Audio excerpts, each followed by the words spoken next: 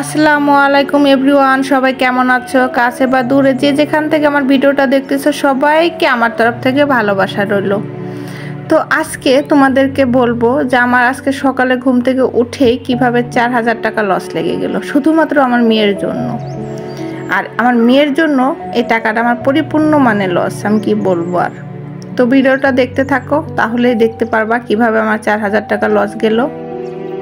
তো ঘুম থেকে উঠে আজকে সকালে আমি গাছে পানি দিয়ে নিলাম, দেখলাম যে গাছগুলো একদম মানে পানি শুকিয়ে গেছে, মাটিতে কোনো রস নেই সামান্য পরিমাণ। আর এখন যদি আমি পানি না দিই দেখা যায় গাছগুলো মানে নরম হয়ে যাবে একদম। তো এই জন্য চিন্তা করলাম যে আজকে প্রথমেই গাছগুলোতে পানি দিয়ে নিই, তারপরে বাচ্চাদের জন্য নাস্তা তৈরি করব। তো এই জন্যই প্রথমে ঘুম থেকে উঠে সব গাছে পানি দিয়ে নিলাম, বারান্দার গাছগুলোতে। আসলে ছাদের গাছে এখন আর যাওয়া সম্ভব না, এখন আমি আসলে রুমের আর বারান্দার গাছগুলোতে পানি দিয়ে নিতেছি। আর কিভাবে আমার 4000 টাকা লস লাগলো সেটাও তোমরা এই তো এখন দেখতে পারবা। আমার মেয়ে হঠাৎ করে একটু নিচে নামে, আর আমার মেয়েকে নেওয়ার জন্য আমি নিচে যাই, ঠিক তখনই আমার 4000 টাকা লস হয়ে যায়।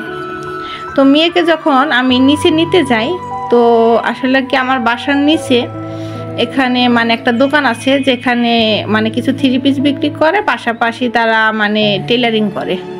তো যাই হোক, মেয়েটা আমার আসলে দোকানেই যায়, দোকানে একটা মেয়ে আছে, সেই মেয়েকে অনেক ভালোবাসে। তো ওর কাছে আসলে ও মানে একটু খেলার জন্য যায়, যেহেতু সবসময় রুমে থাকে। আসলে ছোট বাচ্চাদের সবসময় কিন্তু রুমে থাকতে আর ভালো লাগে না বা মনও চায় না, ওরা একটু বাইরে যাওয়ার জন্য খুব বায়না করে। তো যাই হোক, বায়না করছিল সকালে ঘুম থেকে উঠেই নিচে নামার জন্য। তো নিচে যাওয়ার পরে ওকে আমি যখন নিতে যাই নাস্তা করানোর জন্য, তো ভাবলাম যে সকাল যেহেতু ও একটু বাইরে গেছে, তো ওকে নিয়ে এসে নাস্তা বানিয়ে নাস্তা খাওয়াই দিই। তো নিচে যখন যাই তখন দোকানে যাওয়ার পরে এই থ্রি পিসগুলো দেখে আমার অনেক ভালো লেগে যায়। তো ভালো লাগার কারণে নিয়ে চলে আসি। আর আমার মেয়ে যদি নিচে না নামতো তাহলে কিন্তু এই থ্রি পিসগুলো আমি নিতাম না বা দেখতামও না, নিতামও না, তাহলে কিন্তু আমার এই 4000 টাকা লস লাগতো না। আর থ্রি পিসগুলো কেমন হয়েছে তোমরা জানাবা কমেন্টে, ভালো লাগলেও জানাবা, খারাপ লাগলেও জানাবা প্লিজ। তো এই তো থ্রি পিসগুলোর সাথে ম্যাচিং করে লেস নিছি, নিজে একটু ডিজাইন করে বানাবো, এই জন্য টেলারিং ওখানে থাকতো আমি দিয়ে আসি নাই। কারণ এগুলো দেখা যায় কি নিজে একটু ড্রয়িং করে তারপরে যদি বানানো যায় দেখতে অনেক মানে একটু ইউনিক টাইপের হয়, কারোর সাথে মিলে না। তো এই জন্য আমি প্রথমে একটা খাতার মধ্যে আমি ড্রয়িং করে নেব যে কীভাবে জামাটা আমি বানাবো, তো তারপরে আসলে জামাগুলো বানাবো। আর আমার ইমার্জেন্সি দরকার না হলে আসলে আমি টেইলারে মানে বানাতে দেই না পোশাক, সবসময় নিজে বানানোর চেষ্টা করি। কারণ আমি নিজে বানালে দেখা যায় কি এটা পরে আমি বেশি আরাম পাই।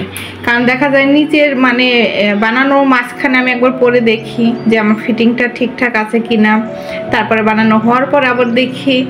আর নিজে বানালে দেখা যায় ওইটা মানে একটু নতুনত্ব করার চেষ্টা করি আমি সব সময়। আমি যে ধরনের পোশাকটা বানাই নিজে দেখা যায় সবার থেকে একটু আলাদা করার চেষ্টা করি।